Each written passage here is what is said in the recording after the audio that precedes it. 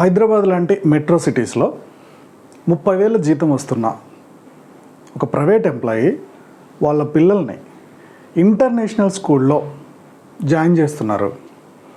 So ఇలా పిల్లల్ని international స్కూల్లో జాయిన్ చేయడం కరెక్టేనా కాదా ఒకసారి చెప్పండి అని చెప్పి మన సబ్స్క్రైబర్ ఒకతను కామెంట్ పెట్టాడు. సో ఇవాళ మనం శాలరీ తక్కువగా వచ్చేవాళ్ళు వాళ్ళ పిల్లల్ని ఇంటర్నేషనల్ స్కూల్లో సిబిఎస్ఈ సిలబస్ కోసం జాయిన్ చేసుకోవడం కరెక్టా కాదా అనే పాయింట్ మనం ఇవాళ డిస్కస్ చేయబోతున్నాం. సో ఈ టాపిక్లో క్యాల్కులేషన్స్ అనాలిసిస్ చాలా క్లియర్గా మాట్లాడబోతున్నాను. వీడియో చూసే ముందు లైక్ చేయండి. ఇప్పటిదాకా మన ఛానల్ సబ్స్క్రైబ్ చేయకపోతే సబ్స్క్రైబ్ చేయండి. సో మీకు వీడియో నచ్చినట్టయితే కంపల్సరీ కామెంట్ చేసి షేర్ చేయడం మర్చిపోవద్దు.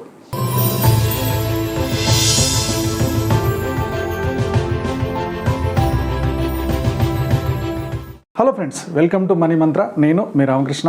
మన రోజు మిడిల్ క్లాస్ పర్సనల్ ఫైనాన్స్కి సంబంధించి చాలా టాపిక్స్ మాట్లాడుకుంటాం కదా. ఈరోజు ముఖ్యమైన టాపిక్ స్కూల్ ఫీజులు. చాలామంది ఇప్పుడు అడ్మిషన్ స్టార్ట్ అయిపోయినాయి. ఎక్కువగా సిబిఎస్ఈ ఇంటర్నేషనల్ స్కూల్స్ వీటిలలో జాయిన్ చేయడానికి పేరెంట్స్ ఇంట్రెస్ట్ చూపిస్తున్నారు. శాలరీస్ తక్కువైనా సరే ఇంటర్నేషనల్ స్కూల్స్లో సిబిఎస్ఈ సిలబస్ కోసం ఎందుకు ఆరాటపడుతున్నారు, దీనివల్ల వచ్చే ప్లస్ పాయింట్స్ ఏంటి, మైనస్ పాయింట్స్ ఏంటి అనేది స్టెప్ బై స్టెప్ డిస్కస్ చేద్దాం. So first of all CBS సిలబస్కి స్టేట్ సిలబస్కి బెనిఫిట్స్ ఏంటి, డ్రాబ్యాక్స్ ఏంటి, ఇవి ఫస్ట్ డిస్కస్ చేద్దాం. So first of all CBSE అనేది సెంట్రల్ కరికులం అనమాట. సెంట్రల్ గవర్నమెంట్ నుంచి వచ్చే కరికులం.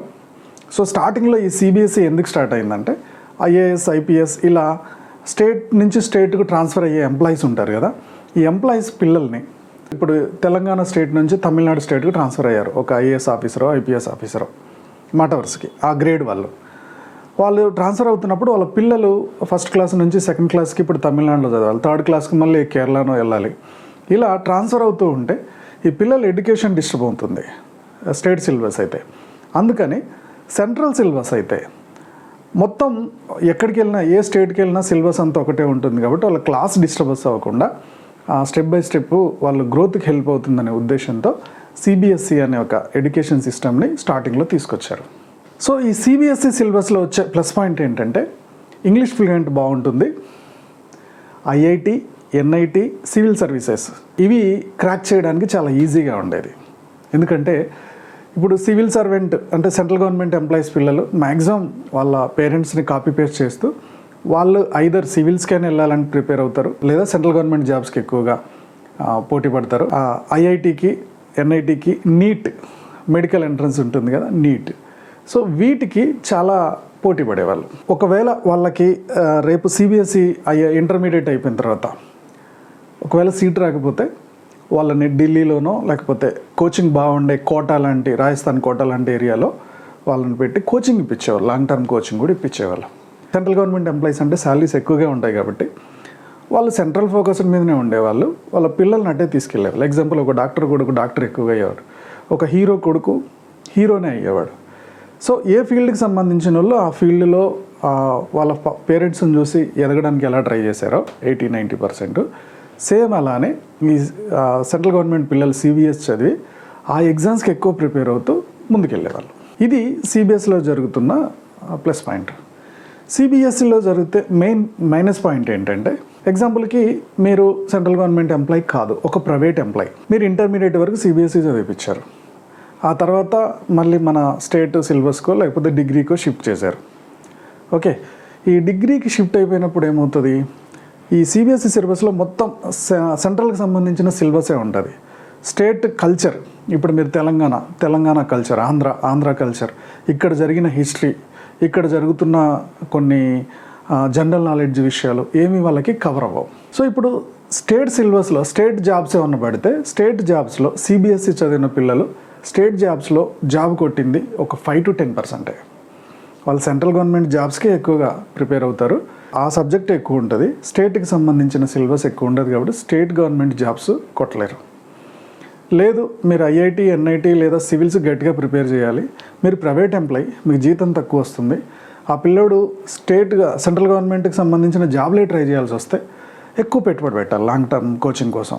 ఇన్ కేసు ఒకవేళ ఫస్ట్ అటెంప్ట్లో వస్తే హ్యాపీ, లేదంటే ఒక 2-3 ఇయర్స్ లాంగ్ టర్మ్ కోచింగ్ ఇవ్వాలంటే ఖర్చు ఎక్కువ అవుతుంది.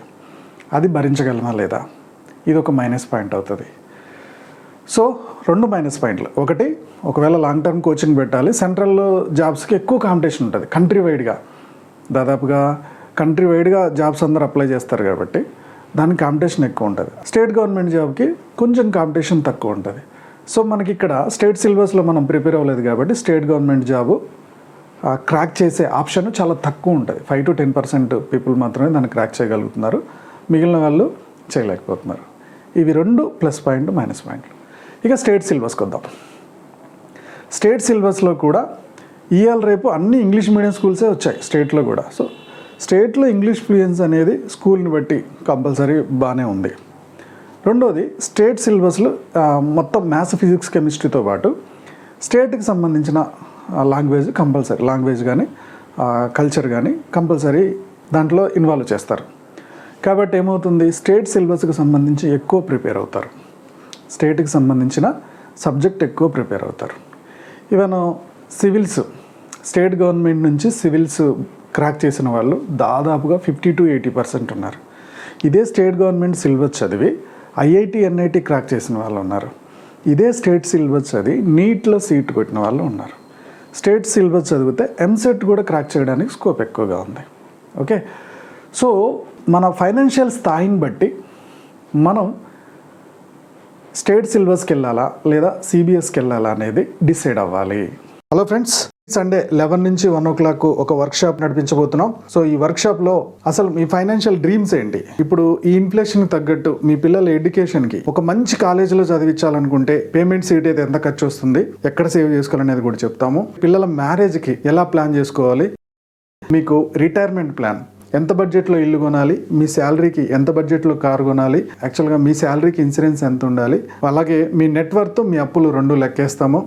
మీ బడ్జెట్లో ఏమన్నా అమౌంట్ మిగులుతుందా, ఆ మిగిలింది ఎక్కడ సేవ్ చేసుకోవాలి, ఒకవేళ అప్పులు ఉంటే అప్పుల నుంచి బయటపడడం ఎలా అనేది మీకు ఎక్స్ప్లెయిన్ చేయడం జరుగుతుంది. పార్ట్ టైం బిజినెస్, పెట్టుబడితో చేసే బిజినెస్లు ఏమున్నాయి, పెట్టుబడి లేకుండా ఏమేం చేయొచ్చు, 18 రకాల జాబులు ఏమున్నాయి అనేది ఎక్స్ప్లెయిన్ చేస్తాం. ఈ ఫైనాన్షియల్ క్యాలిక్యులేషన్స్ అంతా మీకు ఎవరైనా ఒక ఫైనాన్షియల్ అడ్వైజర్ చేసి ఇవ్వాలంటే బయట 8,000 తీసుకుంటారు, మనం 499 రూపీస్కే ఈ ఫైనాన్షియల్ ప్లానింగ్ ఇస్తాము.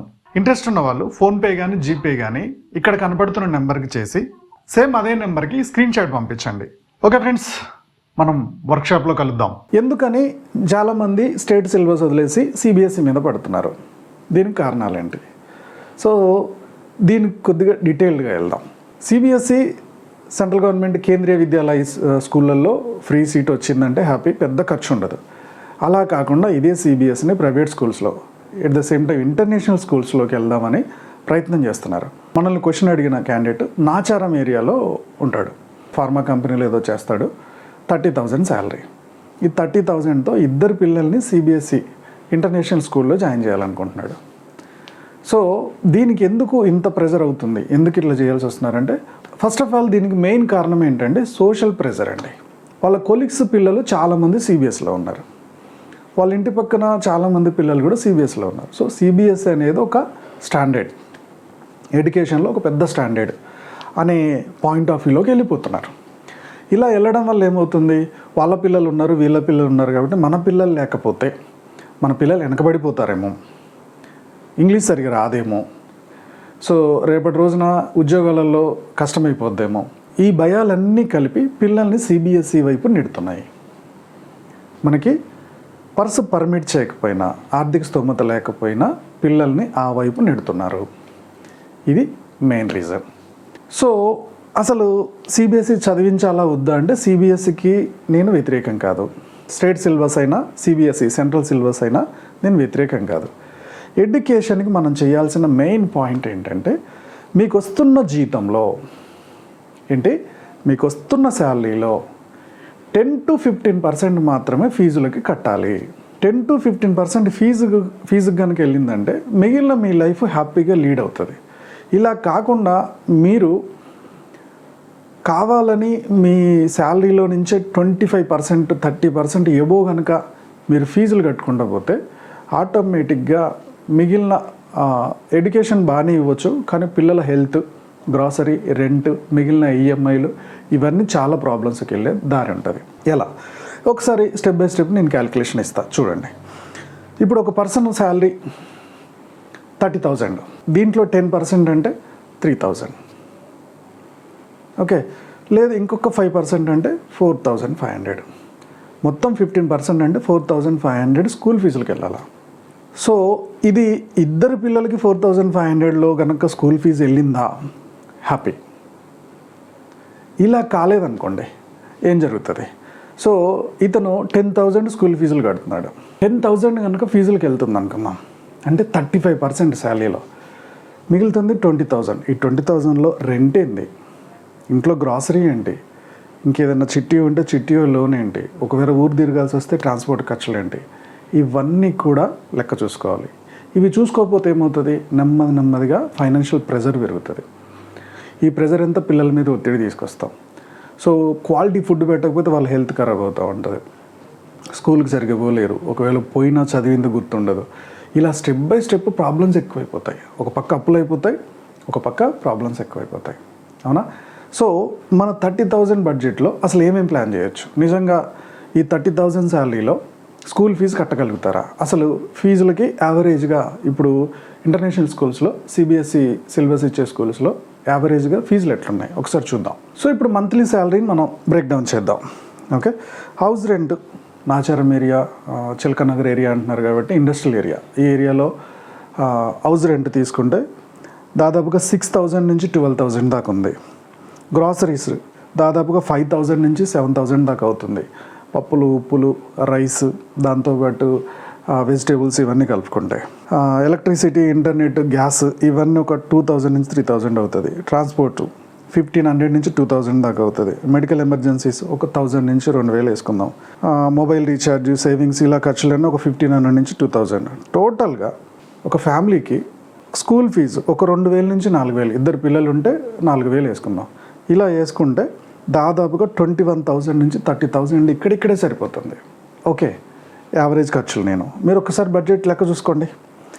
ఇప్పుడు మనం ఈ ఇంటర్నేషనల్ స్కూల్స్కి వద్దాం. ఇంటర్నేషనల్ స్కూల్స్లో 3 భాగాలుగా డివైడ్ చేయొచ్చు. సిబిఎస్ఈ ఇంటర్నేషనల్ స్కూలే, దీన్ని లో టైర్ అంటారు, అంటే ఒక లో బడ్జెట్లో ఉండే స్కూల్. ఈ స్కూల్లో సంవత్సరానికి 90,000 నుంచి 1,20,000 దాకా ఫీజు వసూలు చేస్తున్నారు.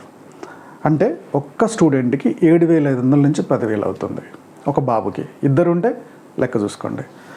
అలాగే మిడ్ టైర్ ఇంటర్నేషనల్ స్కూల్ అంటే ఈ ఫీజు కొంచెం ఎక్కువ ఉంటుంది.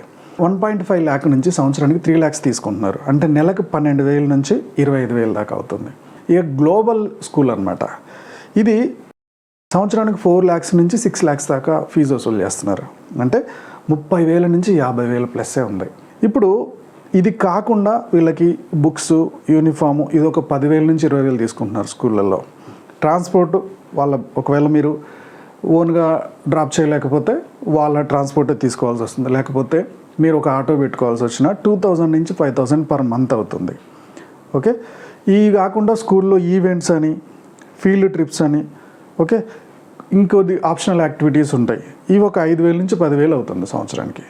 ఓవరాల్గా మనం జస్ట్ ఒక మిడ్ టైర్ స్కూల్ అంటే ఒక నార్మల్ ఇంటర్నేషనల్ స్కూలే, పెద్ద గ్రాండ్ కాకుండా, హై రేంజ్ కాకుండా, లో రేంజ్ కాకుండా ఒక మీడియం రేంజ్కి వెళ్ళినాం అనుకుందాం.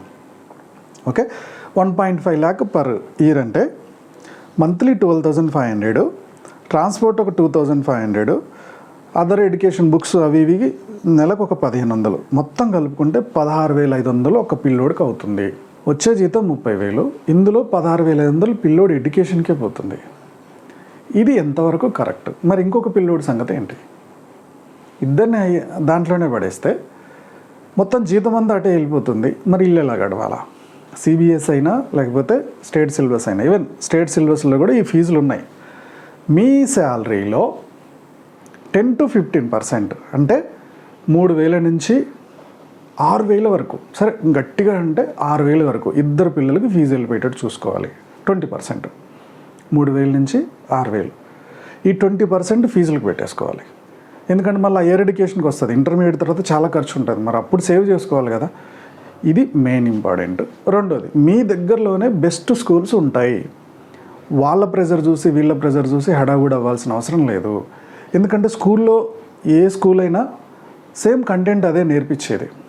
ఓకే, నెక్స్ట్ ఇంటికి వచ్చిన తర్వాత ఇంట్లో ఆ పిల్లలకి కల్చర్ ఎలా ఉంది చదువుకోవడానికి, ఓకే, మీరు ఏమైనా ట్యూషన్ చెప్పగలుగుతారా, లేదా ట్యూషన్ పెట్టిస్తారా, ఇంకేదైనా యాక్టివిటీస్ నేర్పిస్తారా? ఇవి ప్రాపర్గా ప్లాన్ చేసుకుంటే అది స్టేట్ సిలబస్ అయినా సెంట్రల్ సిలబస్ అయినా నష్టం ఉండదు, ప్రాపర్గా ప్లాన్ చేసుకుంటే. ఎందుకంటే ఐఐటి కానీ ఎన్ఐటి కానీ సివిల్స్ కానీ చాలామంది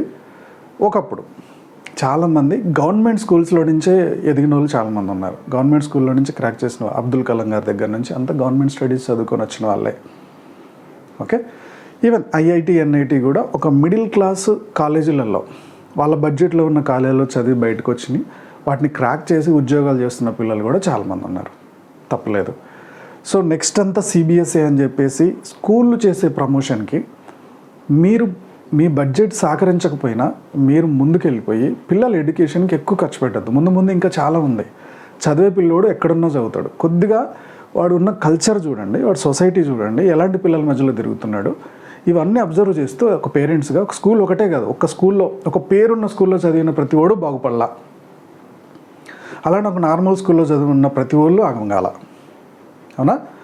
అలానే పేరెంట్స్గా మన బాధ్యత మనం చూసుకుంటూ వాళ్ళు ఎలా వెళ్తున్నారో మనం కాన్సన్ట్రేట్ చేస్తూ, వాళ్ళు చదువుతున్నారో లేదో కొద్దిగా అబ్జర్వ్ చేస్తూ, ఒకవేళ మనం మరీ లో బడ్జెట్ స్కూల్లో వేసామో అలా అక్కడ టీచర్స్ ఫ్యాకల్టీ సరిగా లేరన్నప్పుడు ఇంకొద్దిగా బడ్జెట్ ఫ్రెండ్లీగా ఉండే స్కూల్కి షిఫ్ట్ చేసుకొని వాళ్ళని ముందుకు తీసుకెళ్తే నష్టం లేదు.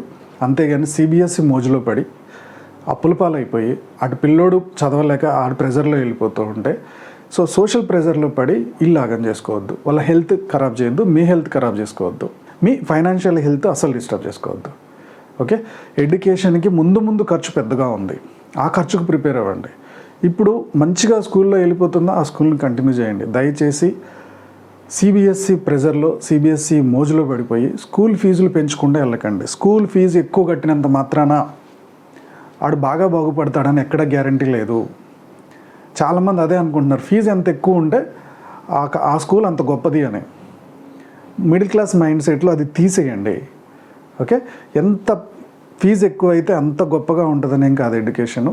చెప్పేది పిల్లలకి ఎలా అర్థమవుతుంది, వాళ్ళు ఎంతవరకు దాన్ని ఇంప్లిమెంట్ చేయగలుగుతున్నారు, ఎంతవరకు దాంట్లో రిజల్ట్స్ వస్తున్నాయి అనేది మాత్రం అబ్జర్వ్ చేసుకుంటూ వెళ్ళాలి. నేను మళ్ళీ చెప్తున్నాను, సిబిఎస్కి నేను వ్యతిరేకం కాదు, స్టేట్ సిలబస్ ఒకటే ఫేవర్ అని నేను అనను. మీ బడ్జెట్ సహకరిస్తుందా, అదే మీకు వస్తున్న శాలరీలో 10 to 20% ఇద్దరు పిల్లలకి ఫీజు కట్టుకుని అది మంచి సిబిఎస్ఈ వస్తుందా, చదివిపోయండి, నో ప్రాబ్లం, పోండి. లేదా మీకున్న బడ్జెట్లో స్టేట్ సిలబస్కే వెళ్ళండి. అనవసర ప్రెజర్లతోటి పిల్లల లైఫ్ ఏదో ఆగమైపోతుందని మీరు టెన్షన్స్ తీసుకోవాల్సిన అవసరం లేదు. ఈ వీడియో మీకు అర్థమైంది అనుకుంటున్నాను. నా అనాలిసిస్ అర్థమైతే ఏమర్థమైందో కామెంట్లో పోస్ట్ చేయండి. మీ కామెంట్, మీ లైక్, మీ షేరు మన వీడియోని మనలాంటి మిడిల్ క్లాస్ పేరెంట్స్ దగ్గరికి ఇంకా రీచ్ అవ్వడానికి హెల్ప్ చేస్తుంది. వాళ్ళకు కూడా ఈ నాలెడ్జ్ తోటి పిల్లల్ని ప్రెజర్ పెడుతున్నారా లేకపోతే వాళ్ళు ఫైనాన్షియల్ ప్రెజర్ తీసుకుంటున్నారా ఒక క్లారిటీ వచ్చేసి కొద్దిగా ఎంక్వైరీ చేసి ఫైనాన్షియల్ ప్రెజర్ లేకుండా వాళ్ళు హ్యాపీగా బతకడానికి, లైఫ్ హ్యాపీగా లీడ్ చేయడానికి స్కోప్ ఉంటుంది.